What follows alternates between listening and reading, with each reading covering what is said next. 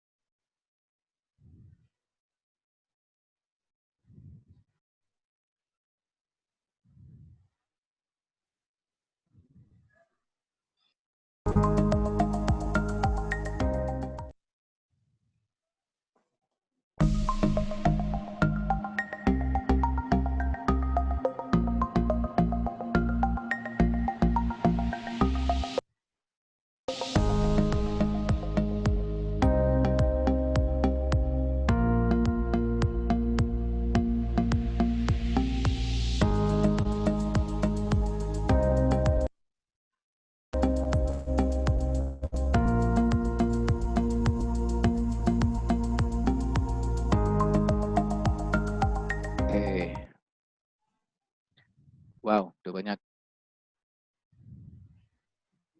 Oke, untuk menyingkat waktu, ini saya berikan selanjutnya kepada Mas Rizky. Monggo, dimulai Mas Rizky. Oke, terima kasih Mas Dodi. Selamat malam. Assalamualaikum warahmatullahi wabarakatuh. Selamat malam teman-teman semuanya. Terima kasih sudah bergabung di LFH Fiklas. Malam ini kita mau berbincang-bincang dengan fotografer muda, milenial. Kalau dibilang milenial ya. Milenial ya? Milenial. Kelahirannya unda-undi sama saya, tahun 80-an lah. Iya, ya masih sepantaran juga ya, sama saya kayak. Sip. Oke, saya sebelum mulai saya ini nyapa-nyapa dulu. Ini ada Mas Dodi ya, Mas Dodi, Mas Joni, Teguh. Abambun hadir. Tim LFH ini ada di mana-mana ini Pak. Pak Rizal. Abambun juga hadir. Ada Abambun. Mas Harifo Santoso yang besok Rebu ini. Mas Harifo, Pak Rudi Sofyan selalu setia nih dari Abu Dhabi. Mas siapa nih lagi? Mas Julius. Mas Julius ini selalu ada juga. Oke, terima kasih sudah setia mengawal LFH. Nah, kita yang penting sehat selalu ya. Sebelum ke arah isi diskusi, kita ngobrol aja ya, bukan diskusi ya, biar lebih enak bahasanya. Kalau diskusi kok sawangannya berat gitu. Jadi nanti ini pemateri ini dari junior, jadi namanya Mas Bagus Hermawan. Nah, beliau ini kelahiran tahun 87 ya, kira-kira berarti 33 tahun yang lalu nih. Seorang sarjana kimia S2 ya di Malang. Buset, kimia. Iya, kimia. Tapi lebih menguasai ini kayaknya, apa namanya? Fotografi ya. Larutan-larutan untuk developing film biasanya kalau kimia ini. Sarjana kimia yang profesinya saat ini adalah guru kimia. Beliau adalah guru kimia, namun ada ketertarikan di bidang fotografi yang diawali di tahun 2016 sebagai photographer, jadi fotografi menggunakan handphone. Oh, jadi Pak Guru ini? Kemudian, ya, beliau adalah Pak Guru. Suhu berarti. Suhu nih. Suhu. Kategori Pak Guru. Sinse. Jadi beliau ini Pak Guru yang memotret, gitu. Dan di 2017 dan human concept. Nah, jadi konseptual human. Jadi nanti ada contoh-contoh foto-fotonya yang karya-karya beliau, ada yang semacam genre konseptual human gitu ada nanti.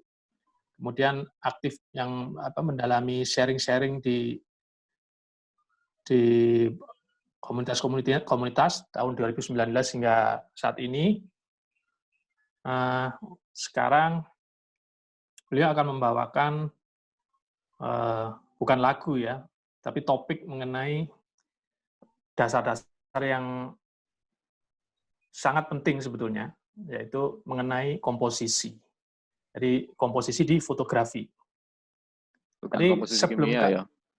Bukan komposisi unsur-unsur kimia ya. Nah. Nanti kita dibawa ke sana malah mumet ini. Jadi komposisi di dalam fotografi ya. Sesuai dengan judul topik kita, yaitu Playing with Composition. Jadi sebelum ke arah sana, mungkin komposisi ini apa sih menarik? Saya awali dulu, mungkin sebetulnya komposisi itu sudah ada, kenapa di LFH fanpage Facebook-nya itu ada tertulis bahwa keseimbangan itu adalah fitrah ya. Jadi komposisi itu ada hubungannya dengan keseimbangan rasa ya. Sejak lahir manusia itu karena kita lahir secara fisik di bumi itu dipengaruhi oleh gravitasi, maka menurut saya tidak jauh-jauh dari soal rasa seimbang. Soal rasa seimbang itu apa yang kita rasakan, apa yang kita lihat, semua orientasinya ke gravitasi tersebut. Jadi ada korelasi. Kalau kita merasa miring gitu, sedikit posisinya misorientasi sedikit, itu rasanya nggak nyaman. Nah, kenyamanan itulah nantinya mungkin menjadi sebuah titik tolak di mana komposisi ini akhirnya menjadi sebuah keniscayaan dalam visual ya. Ada hubungannya di situ. Ya, mungkin itu sedikit pengantar saya mengenai komposisi.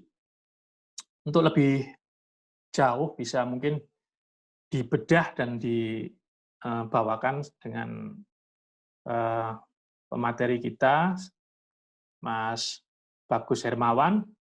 Silakan Mas Bagus, saya serahkan ke Anda. Monggo, silakan.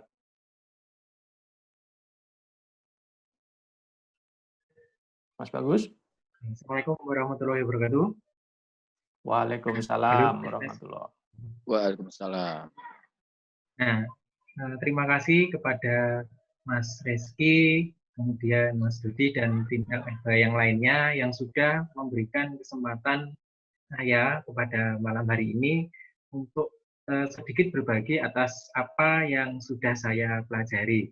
Sebenarnya ilmu yang saya pelajari ini bukan sesuatu yang asing lagi, tetapi ini merupakan salah satu dasar dari fotografi, yaitu komposisi. Oke, langsung saja saya share screen ya.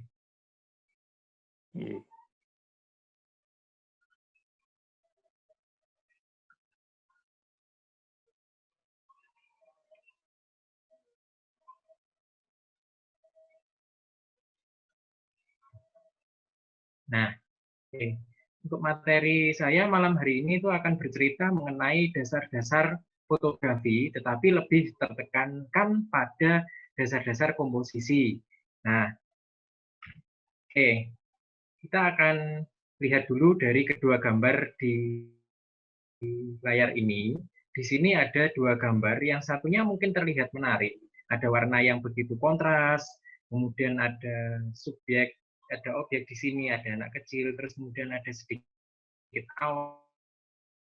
awan sendiri, ini difotoin teman ini. Nah, di sini tidak mengenal komposisi, ya wis pokoknya asal jebret gitu saja. Nah, biasanya memang kalau ada meme-memean itu bilangnya seperti ini. Kalau kita motoin teman hasilnya baik, tapi kalau difotoin teman hasilnya kurang baik. Nah, mungkin ini adalah perbandingannya seperti itu.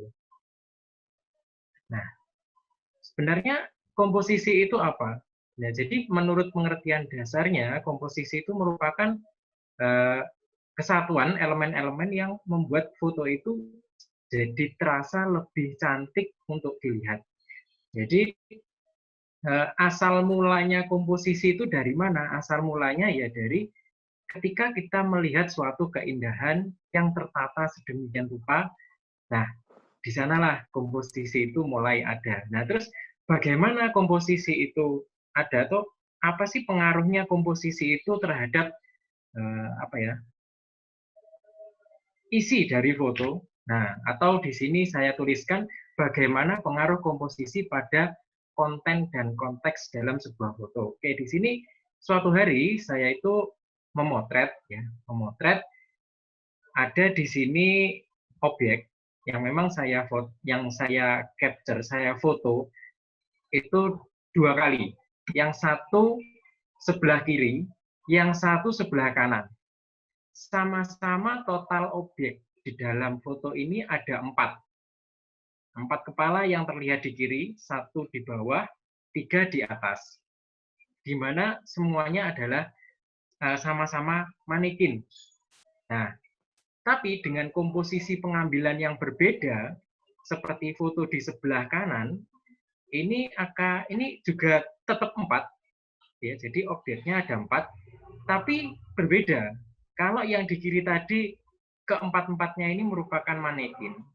Yang di kanan, itu yang 3 manekin, yang 1 orang beneran. Nah, dengan ekspresinya yang begitu uniknya.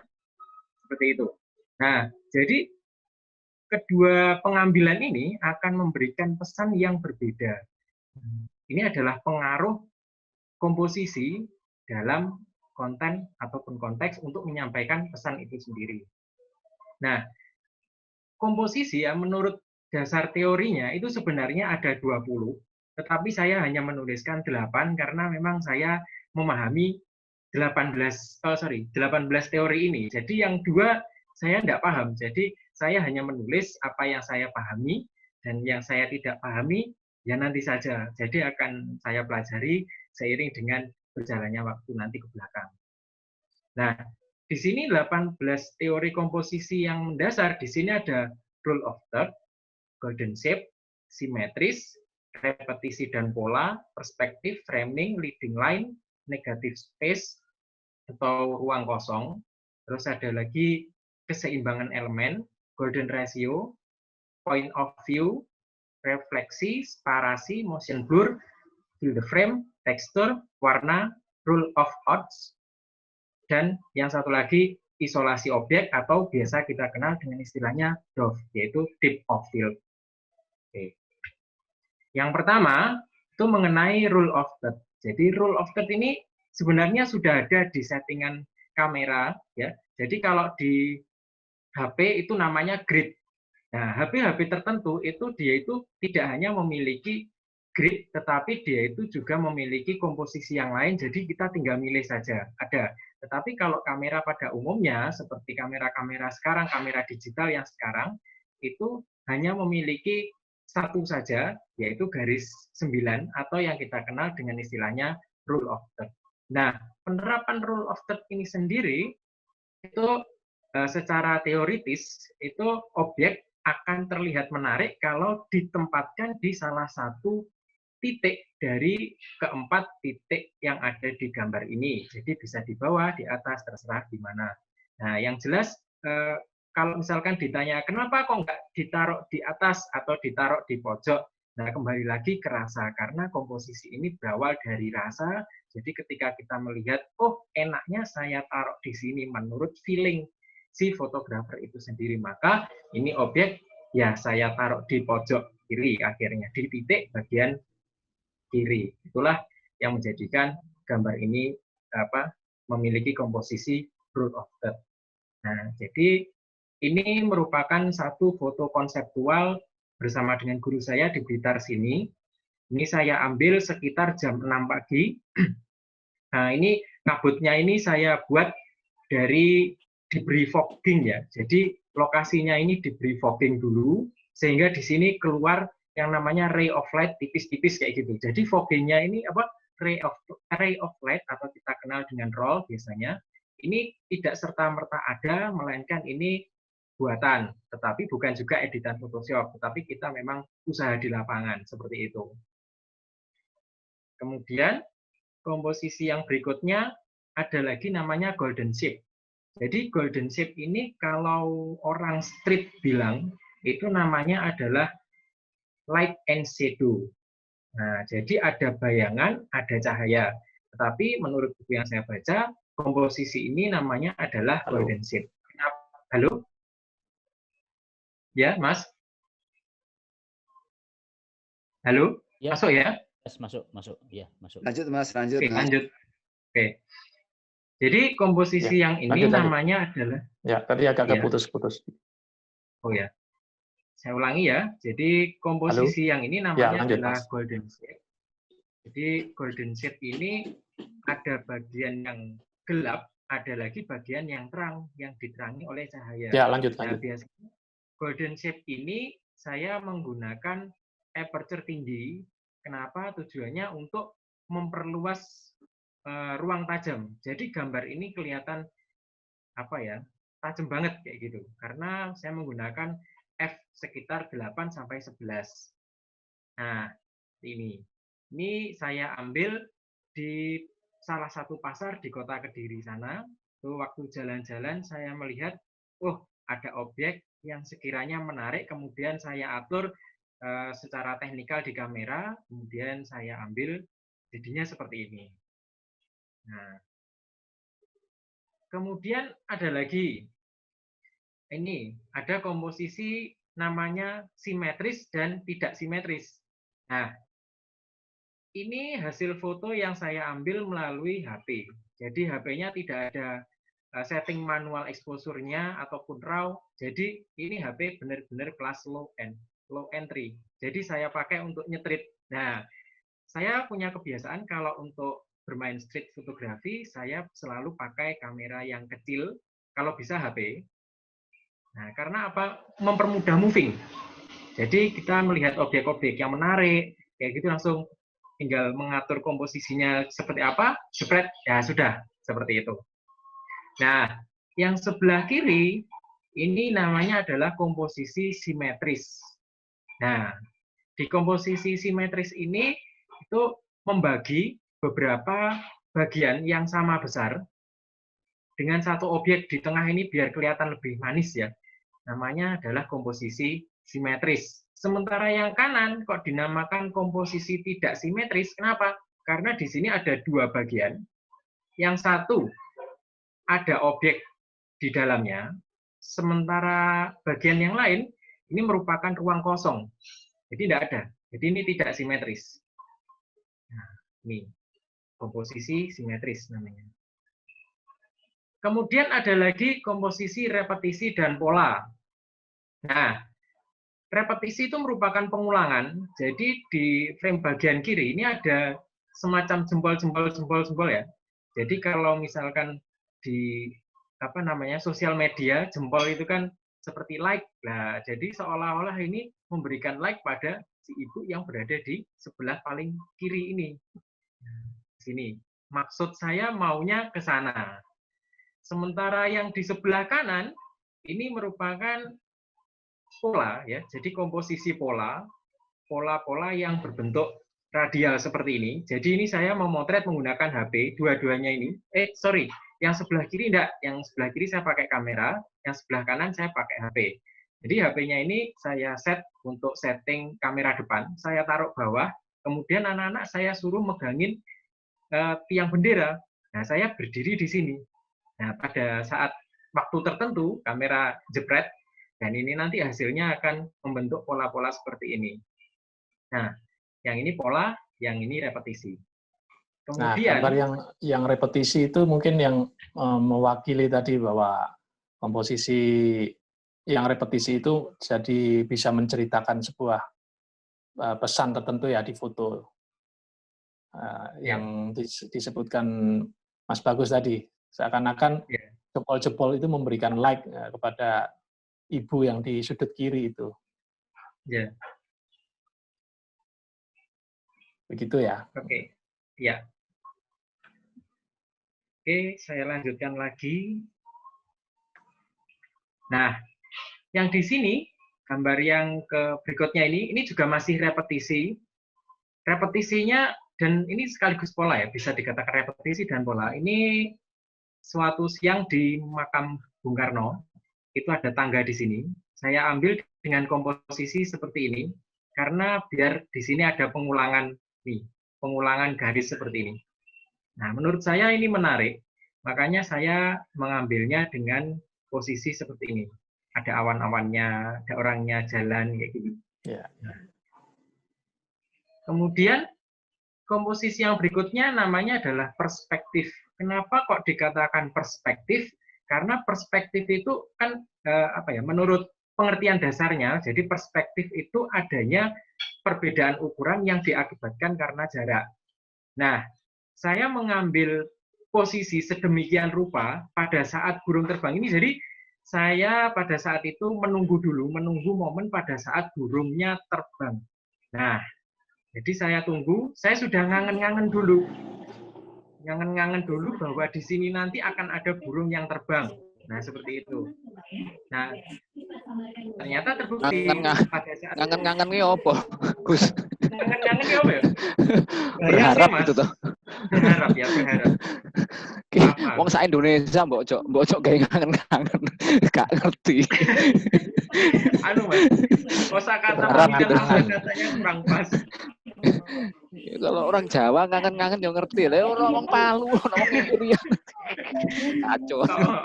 Maaf. Direvisi. Ya. Jadi saya tunggu, saya berharap itu burungnya ini akan terbang.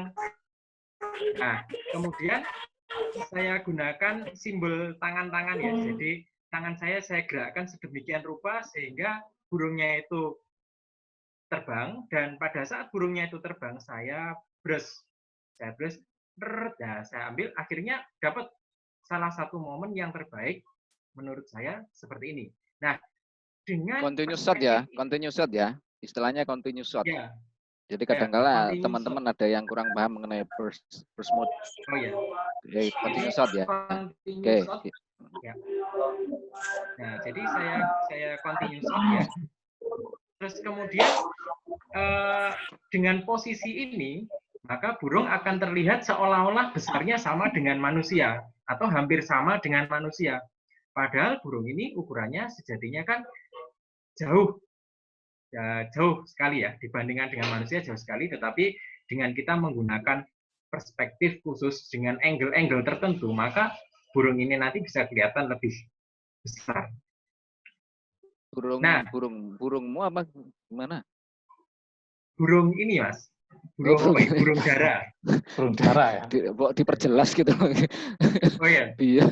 Burung dara. Iya soalnya. Next. Ini saya gunakan juga komposisi perspektif lagi. Nah, jadi di sini saya berimajinasi bahwa ada perbedaan ukuran antara si anak yang di depan dengan si anak yang di belakang. Di sini. Nah, sehingga si anak yang di belakang ini akan kelihatan jauh lebih kecil dibandingkan dengan kedua teman-temannya. Padahal kalau kita mengambil angle dengan pengambilan lurus ya, atau kita sebut biasanya A-level, maka ketiga anak ini ukurannya akan menjadi sama, tetapi dengan kita menggunakan low angle, itu anak-anak ini akan ukurannya menjadi berbeda lah. Di sini saya memainkan perspektifnya. Next, ini tambahin perspektif itu juga berkenaan tentang proporsi. Oh ya. Gak apa-apa. Next, lanjut proporsi ini. Ayo. Berikutnya lagi ada komposisi framing.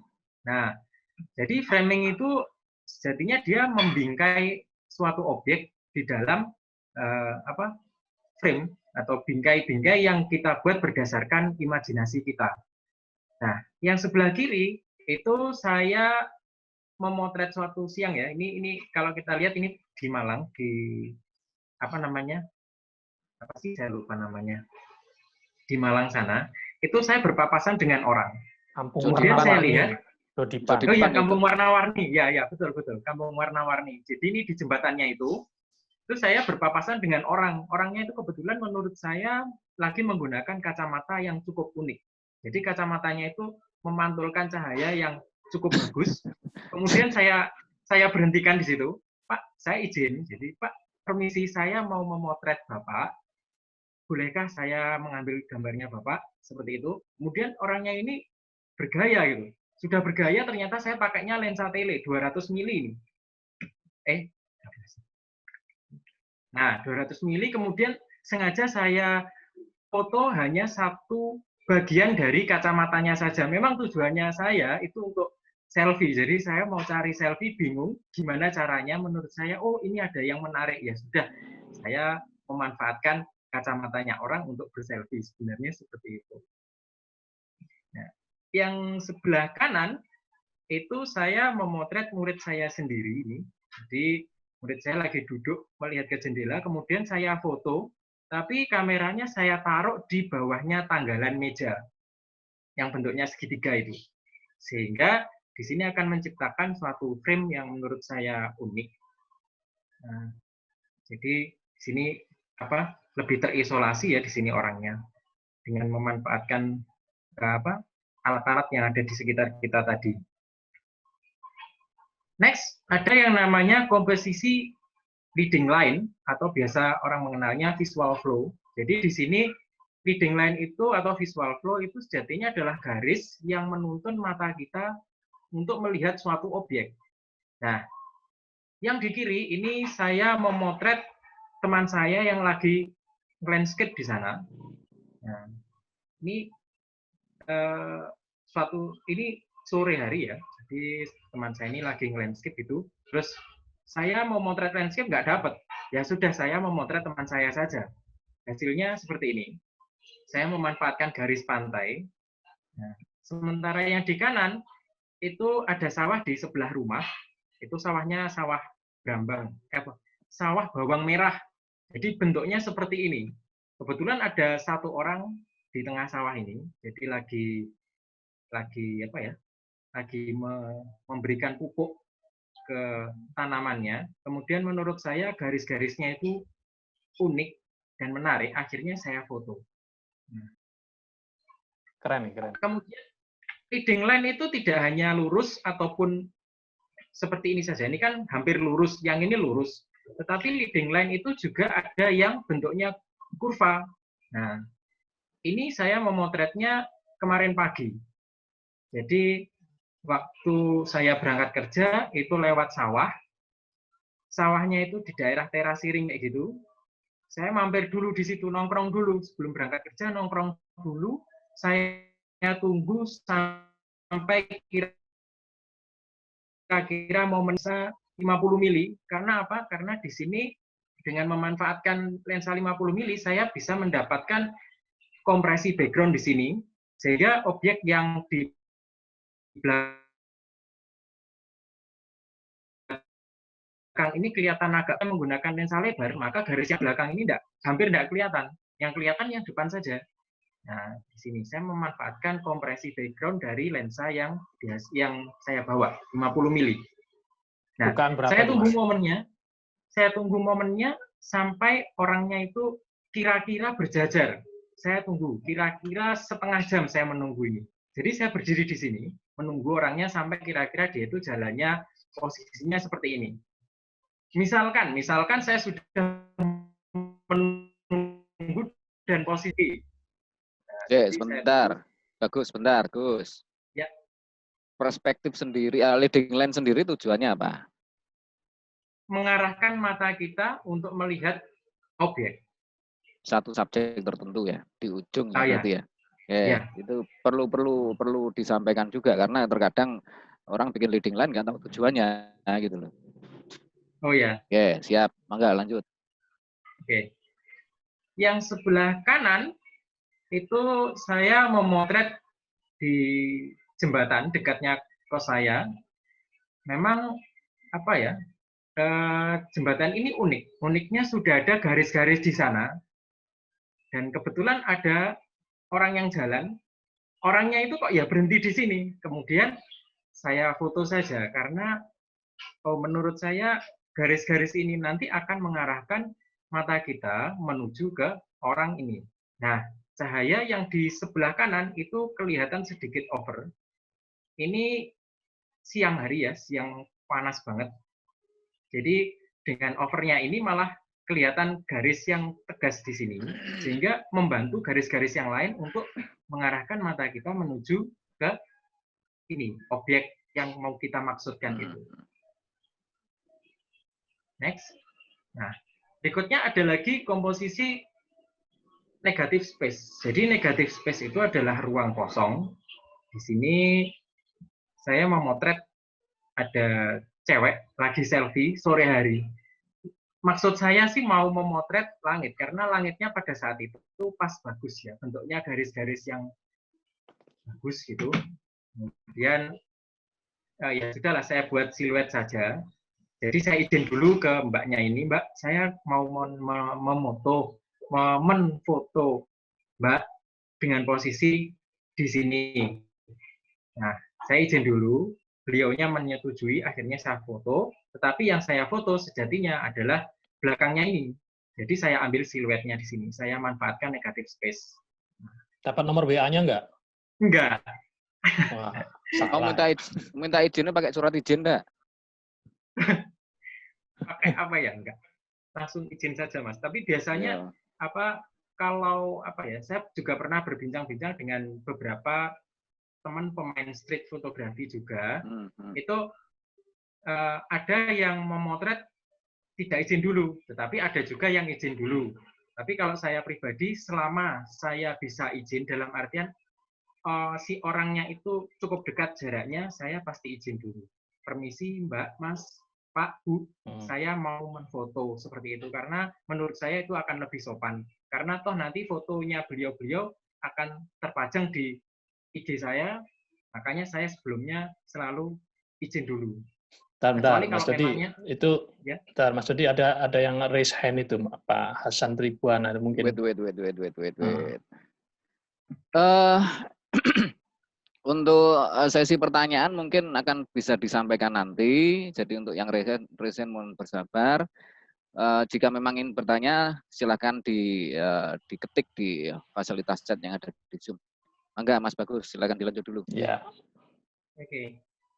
Nah, kemudian ada lagi negative space yang berikutnya. Nah, di sini lokasinya masih sama dengan yang ini tadi. Jadi di Taman Berantas ya, dekat kos saya di sana, di Kediri sana. Sama saja lokasinya. Cuma berbeda, yang ini saya ambil pagi, yang ini tadi saya ambil sore.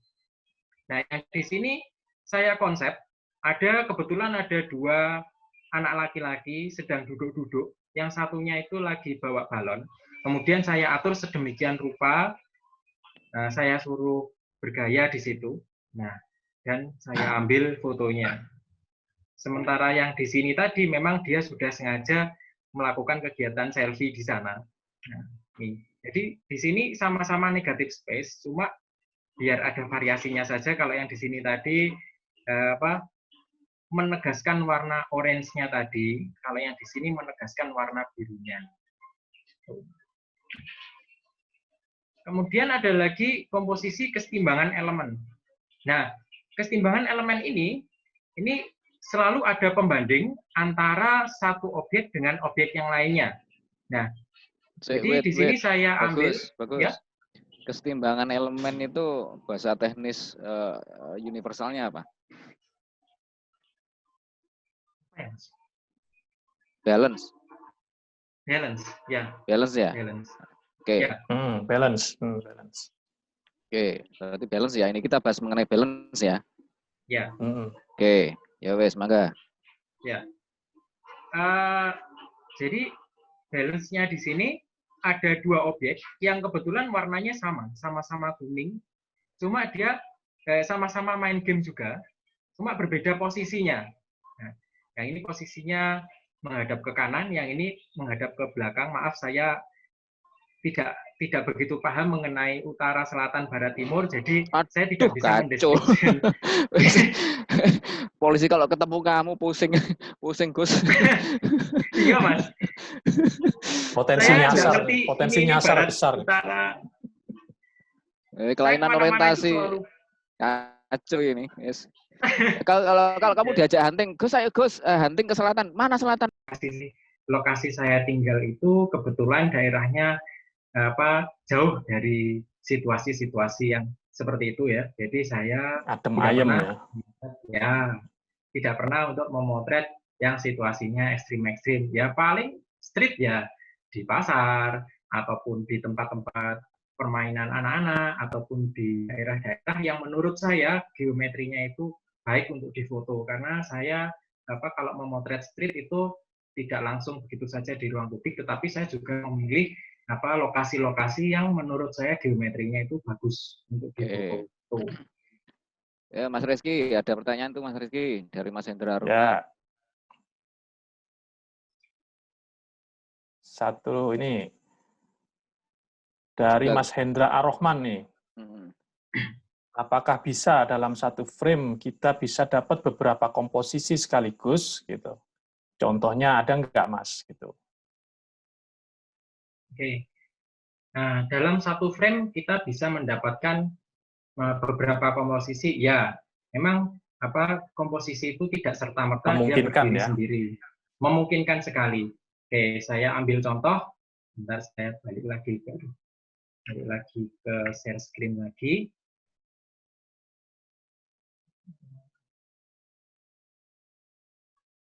Nah, oke.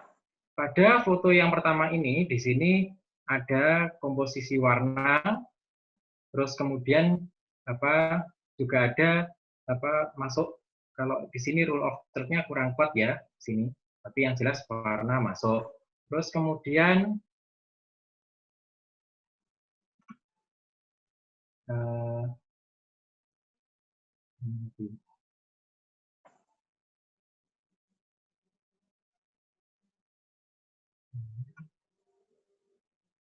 sebentar.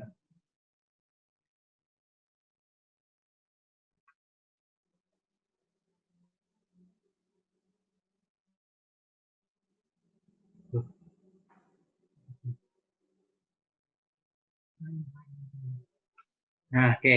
Nih. Nah,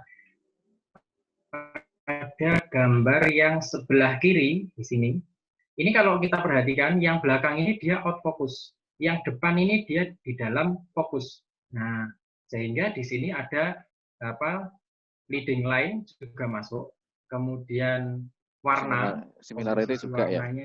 Similarity-nya masuk. Bentuk. Terus kemudian komposisi dog-nya juga masuk. Sehingga di dalam satu foto itu dia bisa banyak gitu. Jadi tidak hanya satu saja, ada banyak. Bisa lebih dari satu, maksud saya seperti itu. Apakah sulit kira-kira? Ya, kalau dibilang sulit enggak, tergantung kita sering atau tidak untuk memotret street. Nah, kalau menurut saya, ini setuju enggak ya Mas Bagus ya? Ya. Kalau dibilang sulit enggak, terus Mas Bagus bilang ini tergantung sering enggaknya. Artinya komposisi ini tergantung juga jam terbang kita ya. Jam terbang kita betul. Untuk memotret ya. Semakin sering kita memotret, mengkomposisikan sebuah elemen-elemen di dalam satu frame itu mungkin akan semakin terbiasa, istilahnya gitu ya. membiasa diri ya dalam sudah ada otomatis gitu ya. Iya. Jadi otomatis seperti itu. Jadi makanya saya selalu kalau memotret memotret objek orang, taruhlah misalkan seperti foto model kayak gitu, saya selalu dimarahin sama guru saya Karena Waduh, yang sakno. Kasihan Dimarahin. banget dirimu. iya ya ya apa ya selalu ada aja yang kurang ini kurang ini kurang ini. Tapi Itu kalau misalkan saya ada Pak Ferry itu kalau mau berguru motret model.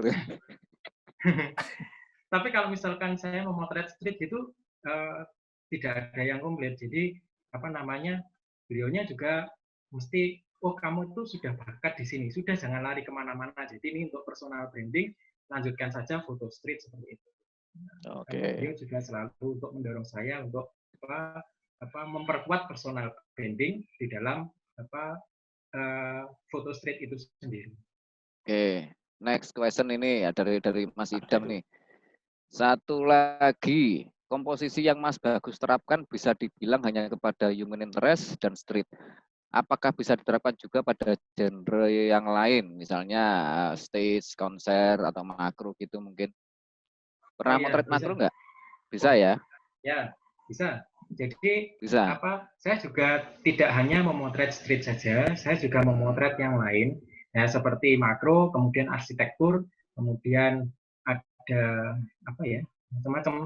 Saya coba memotret macam-macam. Jadi memperhatikan sebelum saya melihat LFH yang episode 29 kemarin, saya sudah menanamkan pada diri saya bahwa saya harus memotret semuanya dulu, baru nanti akan ketemu satu genre di mana saya suka. Motret semua itu motret demit pernah nggak? Nggak pernah, Mas. Nah. Pernah ya. Karena alhamdulillah tidak pernah kelihatan wujudnya. Aku tuh nanya serius. Ya jangan bilang semua motret demit nggak bisa. Tapi kalau mau motret demit jangan pas Ramadan gini, nggak ada itu di. Jadinya ntar jadi demit interest, Gus. Jangan. Ya wis. Ada lagi nih pertanyaan dari Pak Julius ya. Kamu ditanya Pak Julius nih. Ditanya dosen kamu kapok kan ya. Apakah komposisi itu bisa diartikan dengan kesadaran? Kalau tidak sengaja tidak disebut komposisi. Ya ini rotok jeru ini. Ayo, bisa jawab nggak kamu kira-kira? Apa komposisi itu disebut sebagai kesadaran? Tapi kalau motret lagi nggak sadar atau motret pas kamu pingsan, apakah itu sebuah komposisi? Saya balik tanya, kalau kita pingsan bisa memotret apa enggak gitu loh? Kan nggak bisa memotret kalau kita pingsan, Pak. Nah, jadi motret itu ya harus sadar, salah satunya yaitu. Jadi istilahnya gini, komposisi itu kan berawal dari rasa yang ada di dalam diri kita untuk disampaikan ke dalam suatu frame foto.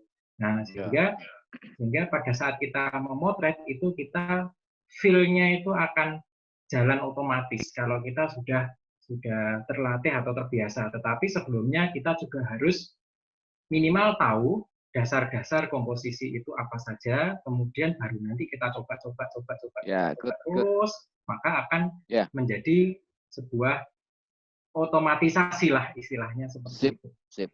Ya lulus, silakan ambil ijazahnya di Pak Julius nanti. Pertanyaan berikut dari Beli Putu, ini juga dosen loh Gus. Kamu banyak ditanyain dosen kamu ini. Nyuwun sewu. Beli Putu ini orang dosen Bali UNER ini. Lah iya, dosen UNER ini. Nyuwun sewu bertanya Mas Bagus. Belajar komposisi adalah salah satu proses pendalaman visual yang susah gampang. Atau gampang susah. Gampang susah. Ya, sakarepmu wis. Karena sifatnya cenderung personal, apa Mas Bagus punya tips pribadi untuk belajar komposisi yang mengena untuk rekan-rekan generasi milenial? Waduh, saya milenial soalnya. Mohon petunjuk. Waduh, kayak Pak Armo mohon petunjuk. Mohon petunjuk. Ya, mohon petunjuk. Dan matur nuwun. Nah, gimana wis? Ya. Jadi ini saya kembali lagi ke share screen. Di sini.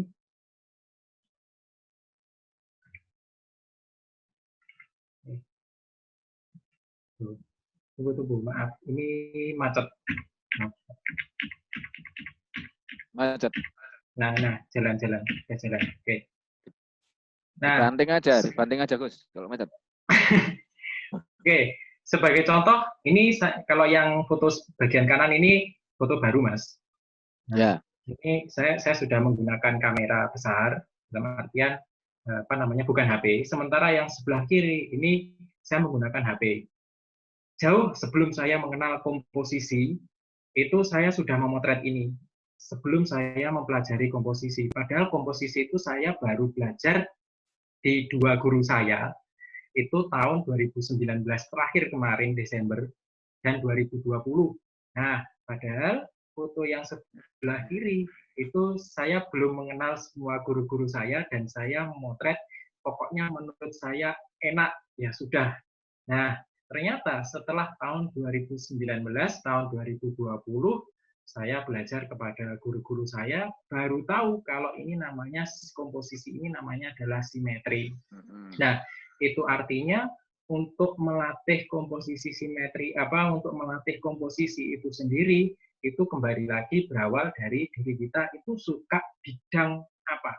Nah, kalau saya cenderung suka bidang garis-garis. Ya, tips dari kamu kayak gitu ya. Artinya harus sesuai dengan apa ya, minat ya gitu ya. Ya, sesuai dengan minat. Kalau misalkan kita memang sukanya warna-warni, ya sudah, kita memotret saja, yaitu warna-warna yang menarik seperti itu, maka nanti akan terlatih dan akan menimbulkan suatu itu tadi otomatisasi dalam diri kita. Tuh. Oke, siap. Kalau menurut istilahnya Mas Latif, apa itu namanya? Membody. Jadi mendarah daging. Menyatu di dalam body gitu. Iya, mendarah daging. Nah, ini ada istilahnya ada masukan dari Pak Sukri Grafis. Ini beliau juga dosen. Kamu sekarang malam ini dilihat para dosen loh, Gus. Dosen-dosen lah. Jadi Pak Sukri Grafis ini merevisi keteranganmu tentang foto yang sawah tadi itu lebih kuat ke komposisi garis. Nah, itu yang sawah tadi. Itu revisi dari beliau. Jadi mohon diperhatikan. Pak Sukri Grafis ini dosen isi kalau nggak salah ya? Ya, kadang-kala ngajar di sana, kadang-kala menghajar saya. Saya senang diajar sama Pak Sukri ini, Bapak Belur saya. Oke, next. Ini ada pertanyaan dari Bu Roni. Mas Roni. Untuk komposisi dead center ya, tengah, bukan center yang mati, bukan center mati, dead center itu. Tengah. Nah, menurut Mas Bagus, bagaimana cara untuk mengaplikasikan? Ayo. Ya, tadi sudah sudah saya singgung sebenarnya. Ini juga sebenarnya salah satu center. Ya, karena dia juga letaknya ada di tengah juga. Tapi ini didukung sama elemen-elemen visual yang lainnya, sehingga dia menunjukkan kesimetrisasiannya seperti itu. Kesimetrisasian ini ono mana istilahmu itu? Apa ya? Kesimetrisan. Oh, so gak kata-kata anyar ya. Iki fotografi itu. Wah, koni Gus. Foto KTP ada center loh, Gus. Oke, next pertanyaan berikut. Oke, sini sudah. Pak Sentot Darsono. Pak Sentot Darsono bilang, Mas Bagus, saya senang melihat foto burung. Wah, dia senang melihat foto burung ini. Di rumah saja mendapatkan gambar seperti itu. Mohon komen terhadap foto ini dari aspek komposisinya. Fotonya burungnya Pak Sentot mana ini? Sebentar. Bisa dilihatkan Pak Bagus? Pak Sentot? Dilihat di layar. Sebentar saya unmute Pak Sentot. Silakan disorot ke kamera langsung fotonya. Bisa dilihat di Mas Bagus, bisa lihat gambarnya Pak Sentot. Mana ya?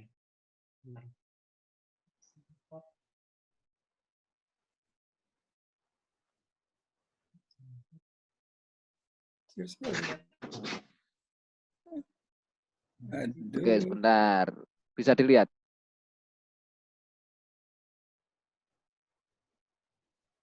Waduh, berubah tulisan.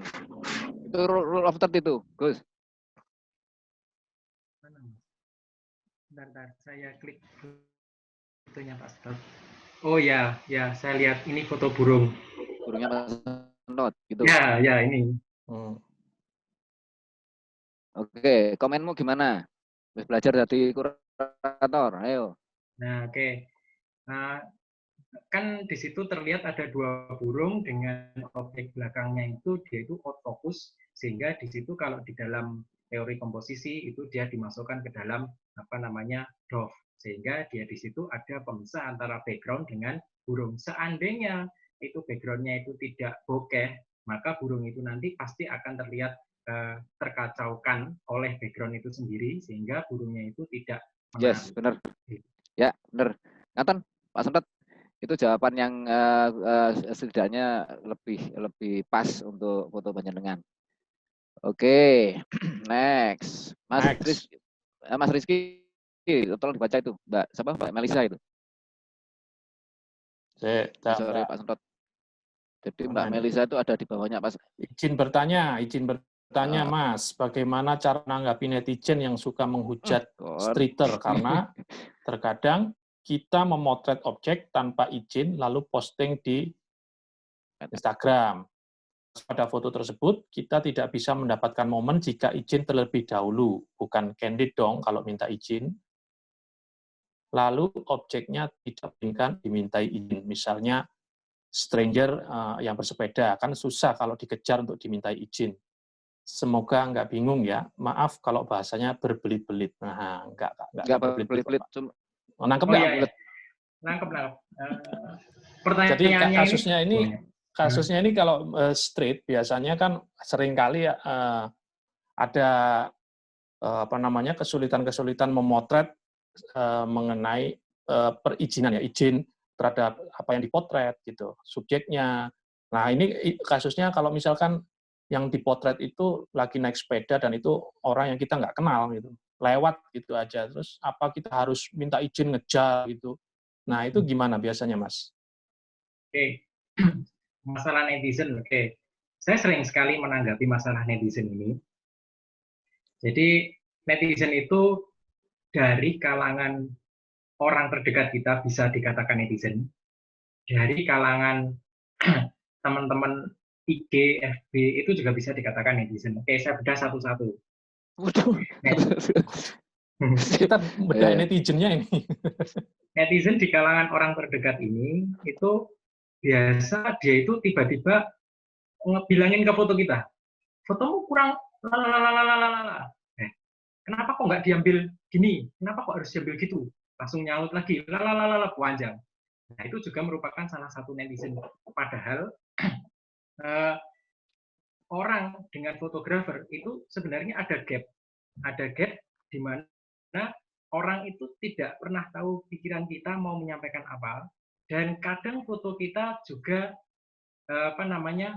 penuh dengan bahasa-bahasa simbolik, kan foto itu bahasa simbolik ya, yang itu sendiri juga tidak tersampaikan ke teman kita itu sendiri. Nah, di situ sebenarnya sudah ada gap, maka di situ timbullah komentar netizen yang cukup pedas. Itu masih netizen di sekitar kita. Oke, ada lagi netizen yang di luar kita, masalah street photographer. Nah, street photographer itu sendiri, kan tadi saya sudah jelaskan ya di depan, itu kalau objeknya itu bisa kita mintain izin, ya kita izin. Kalau misalkan tidak bisa kita mintain izin karena posisinya yang mungkin jauh, seperti foto anak kecil yang saya taruh komposisinya di sebelah kiri tadi, itu objeknya cukup jauh sehingga kita tidak perlu berteriak-teriak untuk meminta izin. Nah, tapi kan di situ tidak jelas wajahnya wajah siapa. Oleh karena itu ya kita lihat dulu fotonya ini bagaimana, kelihatan wajah atau tidak. Kalau misalkan tidak kelihatan wajah, kita post pun ya saya rasa tidak ada masalah untuk itu. Nah, seperti itu. Memang alangkah baiknya itu kita kalau bisa meminta izin dulu. Ya, sip. Ya, lumayan asik. Ini ada pertanyaan nih. Jadi alangkah baiknya kita bisa meminta izin ya, dulu gitu ya. Kalau tidak bisa ya kita memainkan teknik-teknik tertentu biar wajahnya itu tidak terlalu kelihatan jelas, sehingga kalau kita post di IG atau FB tidak masalah. Kayak gitu. Oke, sip. Oke, next pertanyaan berikutnya, Mas. dari Julius Winarta. Lebih milih mana, timing, apa lighting, atau komposisi, Mas Bagus?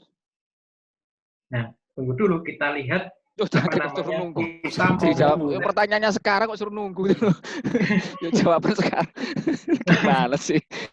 Dia tuh tanya sekarang, jangan kamu suruh nunggu. Ayo kamu jawab. Ya, kembali lagi ke pesan apa yang mau disampaikan. Jadi kalau misalkan kita foto model seperti itu, atau foto food, di mana kita bisa mengatur pencahayaan dan komposisi dengan baik, maka komposisi pencahayaan itu kita prioritaskan. Nah, sementara kalau misalkan kita motret strip, itu pencahayaan ya paling ya pencahayaan alami. Ya. Nah, itu berarti ya kita memilih angle, kita kemudian memilih menu-menu yang ada di kamera, atau secara teknikalnya itu bagaimana caranya kita itu memilih mengatur agar objek atau agar foto yang kita harapkan itu dapat. Ya setidaknya gini. Ya, ini sekedar aja. Dari apa yang ditanyakan kan harus ada hierarkinya. Motret kan paling setidaknya itu exposure dulu diperhatikan. Nah, kalau exposure ditaruh di bawah, kamu merhatiin momen, exposure lolos, ya gelap jadinya. Artinya tetap exposure itu ada di atas prioritas. Itu harus diperhatiin dulu. Saya kira gitu, Gus.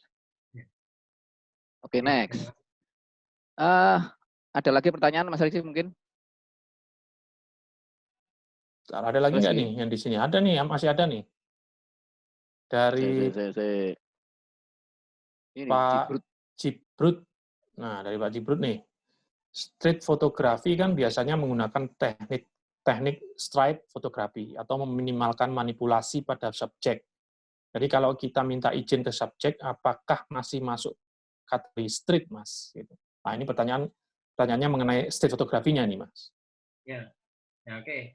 Nah, sebenarnya izin itu kan hanya masalah pengambilannya saja. Jadi maksudnya izin ya istilahnya kesopanannya lah ya. Jadi kita sebagai seorang fotografer, kita tetap memperhatikan nilai-nilai kesopanan pada saat kita memotret. Nah, kemudian yang saya maksudkan street di sini itu tidak mengatur, nanti bapaknya posisinya seperti ini, di sini ada anak lewat, posisinya seperti enggak, itu tidak masuk kategori street lagi. Nah, seperti itu. Tetapi misalkan bapaknya, misalkan nih, saya di sawah, kemudian saya meminta izin, Pak, permisi saya mau memotret. Terus kemudian bapaknya, oh iya silahkan. Nah, pada saat bapaknya dia itu melakukan aktivitasnya di situ. Nah, itu kita foto di situ dengan komposisi tertentu, maka itu juga tetap dikatakan street. Karena apa? Karena kita tidak mengkonsep apa yang dilakukan bapaknya. Yang penting kita sudah izin terlebih dahulu. Jadi beda antara masalah perizinan dengan masalah street fotografi itu sendiri sudah berbeda. Kalau street fotografi itu kan pokoknya dia di ruang publik, tidak dikonsep, tidak diatur-atur, itu sudah masuk street. Sementara perizinan, kalau bisa kita izinlah terlebih dahulu. Nah, karena apa? Karena nanti beliau-beliau ini yang fotonya itu akan kita post di mana-mana. Nah, kalau misalkan nanti beliau-beliaunya ini tidak terima, maka itu nanti akan kembali menjadi bumerang untuk kita sendiri. Oke, wes. Mas Bagus, sekarang ini ada beberapa senior fotografi yang sedang menonton kamu dan rata-rata mereka dosen. Sekarang tak coba ya, satu senior kita untuk bertanya pada dirimu. Monggo Pak Imam Hartoyo, tak unmute. Tuh Pak Imam tuh. Silakan. Ben kapok kamu Gus. Tanya yang sulit sekalian. Pak Imam. Sugeng dalu. Mas Bagus. Ini Pak, sugeng dalu. Tadi aku lihat itu tuh, gambar sing lungker-lungker kayak apa tadi tuh? Fibonacci. Ini Pak. Fibonacci. Itu seberapa penting sih dalam komposisi untuk fotografi? Fibonacci itu. Terus gimana yang hitungnya itu loh, waktu motretnya terus gimana itu? Atau setelah motret baru dipikirin Fibonacci atau waktu ketemu sesuatunya? Nah, gitu. Nah, kayaknya ruwet banget itu, muter-muter terus kotak dipotong-potong gitu kan. Kapan mikirnya itu? Itu aja pertanyaan saya. Ayo monggo jawab. Oke, saya jawab ya Pak. Jadi begini, secara teknikal di lapangan itu sulit dilakukan, sulit sekali. Karena apa? Karena di sana itu Fibonacci spiral itu sendiri itu sudah isinya matematis semua. Tetapi kemarin atau beberapa waktu yang lalu saya pernah pinjam HP-nya teman saya. Ya, jadi di situ sudah ada menunya. Menu pilihannya itu tidak hanya rule of third, tapi rule of third-nya itu bisa diganti dengan Fibonacci itu. Nah, jadi kita bisa menempatkan subjek itu pada titik Fibonacci-nya itu sendiri. Jadi kita mudah sekali kalau misalkan kita bisa menggunakan alat itu.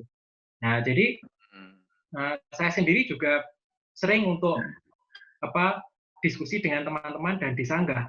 Karena apa? Karena saya punya pernyataan seperti ini. Alat itu penting, tetapi teman-teman saya selalu bilang alat itu tidak penting, tetapi yang penting adalah skill dulu. Nah, sekarang kalau misalkan ada alat yang bisa kita memilih menu Fibonacci spiral sudah ada di alat itu, maka alat itu nanti akan mempermudah kerja kita. Nah, jadi alat yang bagus itu bukan semata-mata untuk menghasilkan suatu karya yang bagus, tapi alat yang bagus itu mempermudah kita belajar dan mempermudah kita melakukan sesuatu. Itu saja. Asik. Mas Bagus, Mas Bagus. Masih ingat nggak apa mereknya barang itu? Yang pertama tidak boleh sebut merek, Pak. Yang kedua gitu saya ya? lupa. Oke. Ya wis lah. Di Japri saja, di Japri, Pak. Padahal mau kamu nyebut merek loh, padahal mau kamu nggak sadar. Ada merek tadi itu. Bisa apa-apa. Tadi lo sempat lewat nyebut merek Japri saja. Nah, iya. Ya, mereknya Pak Dodi Merek. mesti kayak. Merek itu. Yesun Pak Imam. Ini Pak Abambun ini mesti delik orangnya. Abambun dari Abambun. Abambun mesti nggak muncul. Pak Ferry juga sedang menyembunyikan diri. Ini sudah jam 22, monggo Jam Mas 10 Rizky. lebih. Mau diputuskan bagaimana? Ya, masih mau lanjut atau gimana nih? Dilanjut aja. Sudah lebih 6 menit nih. Oke. Sebentar. Pak Agus Bagri mungkin ada pertanyaan. Saya buka nggih. Pak Agus Bagri. Oh, sudah. Tidak ada. Mas Sukri grafis mungkin mau Sebentar, ngobrol Mas Agus. juga. Ini Pak Agus Bagri nih. Kayaknya mau nanya ini. Monggo Pak Agus. Ya. Oh, nyimak saja. Nggih. Abambun. Siap. Abambun. Abambun mana? Yuk. Nggih Pak Abambun, silakan ditanya ini. Ada satu junior kita ini. Monggo. Halo. Halo. Udah. Ya. Ya, Pak. Iya. Apa? Terima kasih. Saya sebetulnya sekarang sedang nikmatin nih zamannya corona ini. Nah, saya membaca Mas Bagus juga. Nggak ada, tapi sangat mencerahkan uraian Pak Bagus. Oh maaf, saya tidak menampakkan diri, soalnya saya lagi lesehan, lagi leyeh-leyeh. Ya, sama. Lagi bertelanjang dada juga. Waduh, ya siap. Nggak pantas. Oke, mau ngomong apa tadi ya? Tadi uraian Mas Bagus itu sangat mencerahkan saya. Ternyata komposisi itu banyak ya uraiannya. Bahkan selama ini saya mencoba merumuskan komposisi itu untuk diri saya sendiri. Komposisi itu hanya kalau dibagi itu hanya 2, tentang menyimpan point of interest, penempatan point of interest. Teorinya sudah diuraikan oleh Mas Bagus, rule of the third, Fibonacci, dan lain-lain. Terus yang kedua itu menata elemen-elemen gambar yang lain. Nah, dari kedua elemen tadi itu yang menjadikan keseimbangan sebuah foto. Itu rumusan yang saya pakai untuk sendiri. Mudah-mudahan bisa nyambung. Halo. Ya. Itu mungkin. Tapi saya dari Mas Bagus tuh sangat mencerahkan saya. Terima kasih Mas Bagus. Siap. Matur nuwun, Abambun. Ya. Matur nuwun. Wes, Mas Sukri. Saya buka Mas Sukri. Silakan ditanya yang paling sulit Mas Sukri. Ayo. Ya. Iya, itu tadi soal Fibonacci ya. Coba buka slide pun yang Fibonacci. Lihat. Yang Ya, Fibonacci. share, coba di-share, slide. Gus, tidur dah? Oh, enggak. OTW. TV. Enak. Yang Fibonacci ya di-share. Ini ujian, Gus. Nah, ini, yang tadi deh. Enggak, yang sebelumnya. Nah, ini. Ini apa ini, Mas? Yang tadi ya. Ini. Bukan ini. Ya, Ini. di zoom. Di zoom. Bisa di zoom nggak? Yang satunya yang ilustrasi tadi tuh. Oh, yang sawah. Ya ini ya. Di zoom. Bisa di zoom. Nggak bisa, Mas. Kontrol bisa. plus nggak bisa. Ya, nggak nggak bisa, ini kan apa-apa. bukan gambar ya? Oh, bisa. Nah, gitu dong. Ya, oke, siap. Salah? Di zoom. Geser. Hup. Yes. Nah, sebenarnya dari Fibo ini mata kuliah saya semester 2 ini Fibonacci, ada 2 semester saya belajar ini. Ini pengaplikasiannya juga ke tubuh manusia, ke logo dan desain-desain visual lainnya. Namun yang paling banyak kita pakai di sini adalah rule of thirds. Itu yang paling banyak dipakai dari Fibonacci, karena root of thirds itu pecahan dari Fibonacci. Fibonacci itu dia punya ibunya komposisi. Itu. Jadi penyederhanaan ya istilahnya ya. Iya, itu pecahan terakhir dari Fibonacci. Ini kita lihat ada lengkungan paling bawah itu, kotak kecil. Iya kan? Yap. Nah, itu pecahan dari AB di atas tuh. Oke, siap. Oke. Nah, mungkin Masnya secara teoritis harus bisa menjelaskan ini, bukan persoalan mana suka, karena ini teoritis, ini ilmiah. Ya kan? Seperti itu. Nah, sebenarnya komposisi itu sederhananya, misalnya kita sering terapkan kok. Misal kita mengatur buku di atas meja itu komposisi, ya kan? Namun di komposisi itu tergantung tujuannya. Tidak semua, misalnya golden ratio, golden section, dan lain sebagainya itu diterapkan. Tidak. Bergantung pada tujuan foto. Karena kita mengkomposisikan itu kan artinya menata letakkan. Tujuannya apa sih ini menata letakkan objek, misal. Pasti kan semua ada tujuannya. Seperti itu. Oke. Juga yang tadi yang dijelaskan masalah yang foto tadi itu yang ya itu slide-nya sudah cukup tuh. Siap. Stop share. Penting dia, maka dari itu di awal kita belajar memotret itu penting kita belajar komposisi. Nah, ketika di awal kita sudah memahami itu, begitu kita memotret, itu konsep komposisi itu sudah ada di kepala, seperti yang dibilang Pak siapa tadi itu, sudah mendarah daging. Nah, jadi kita tidak perlu lagi mikir komposisinya. Jadi ketika kita melihat sesuatu itu sudah otomatis kita mengkompos. Gitu.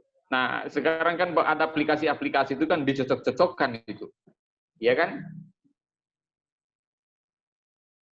Saya yakin tidak semua fotografer dia menerapkan rule of thirds. Nanti di saat dia post processing baru dia mengatur ulang komposisinya tuh. Baru sadar gitu ya. Iya. Banyak yang seperti itu. Jadi melakukan pemahaman setelah memotret, bukan pemahaman di awal.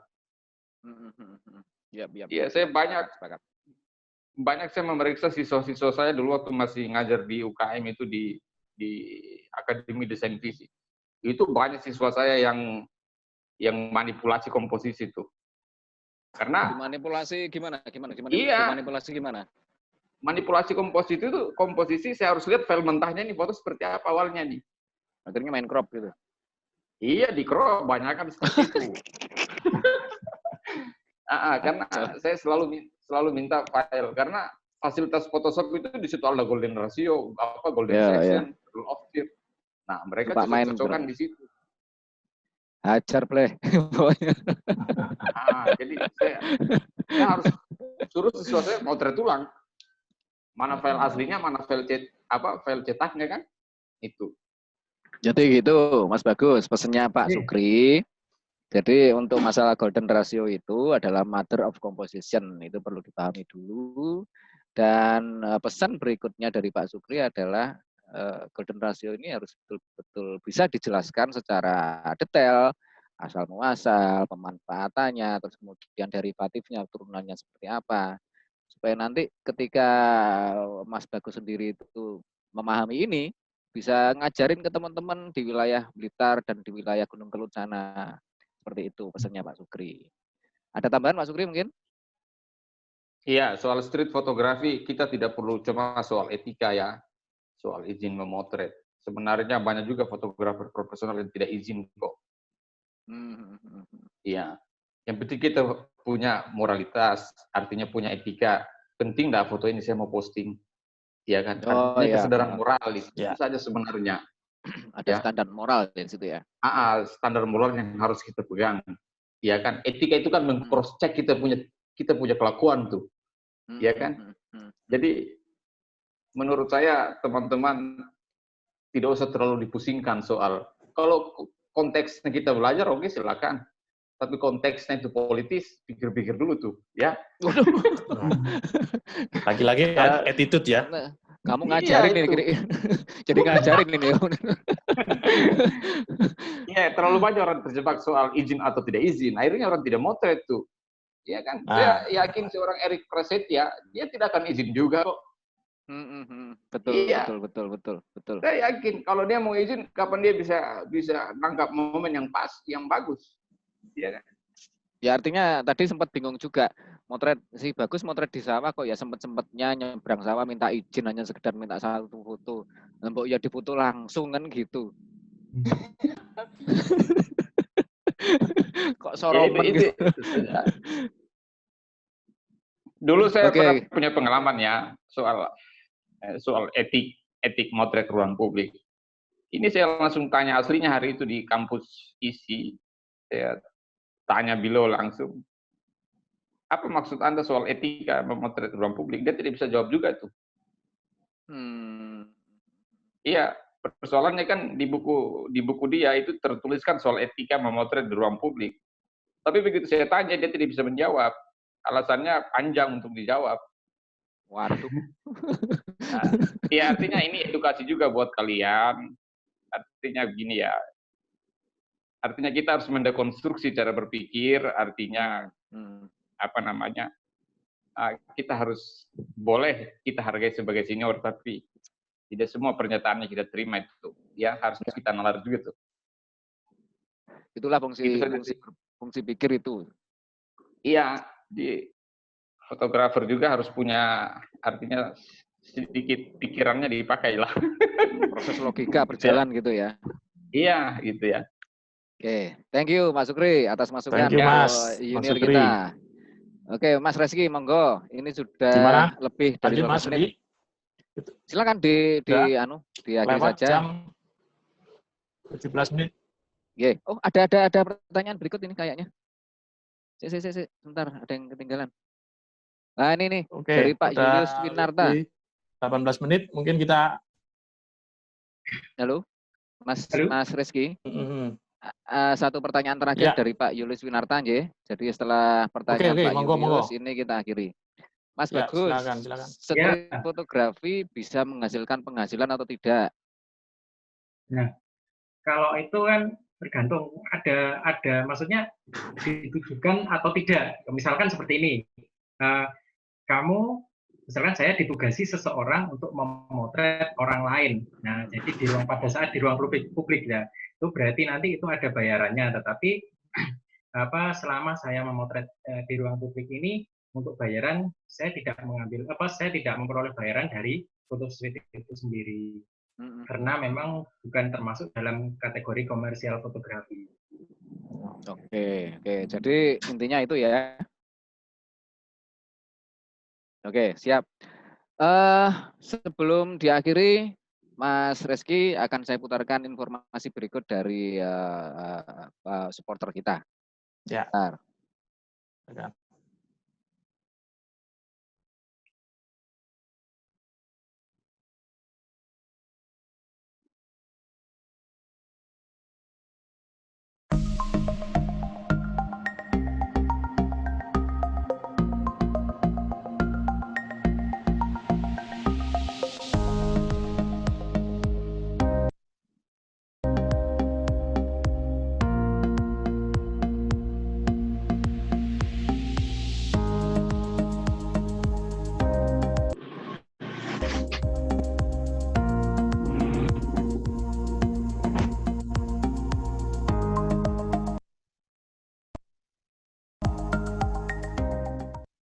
Oke, thank you. Monggo Mas Rizky ditutup. Halo, Mas Rizky? Halo? Pak Rizal? Mas Rizky los ya? Mas Rizky los. Oke. Oke, terima kasih atas kehadiran Bapak-bapak semua, Ibu-ibu, adik-adik, teman-teman, Ya, Mas halo. Bagus, Halo. yang sudah, halo? Sini. Halo. Halo, Mas Agus? Rizky masuk ini, Mas Rizky masuk. Mas Rizky masuk ya? Oke, Mas Rizky, monggo ditutup. Oke, terima kasih yang sudah bergabung. Materi hari ini sudah selesai. Kepada senior-senior, Pak Imam, Abambun, Mas Sukri, terima kasih atas masukannya. Pak Ferry juga, matur Pak nuwun. Ferry juga, semuanya sudah support LFH. Jangan lupa tetap sehat dan stay safe. Selamat malam. Wassalamualaikum warahmatullahi wabarakatuh. Waalaikumsalam. Monggo.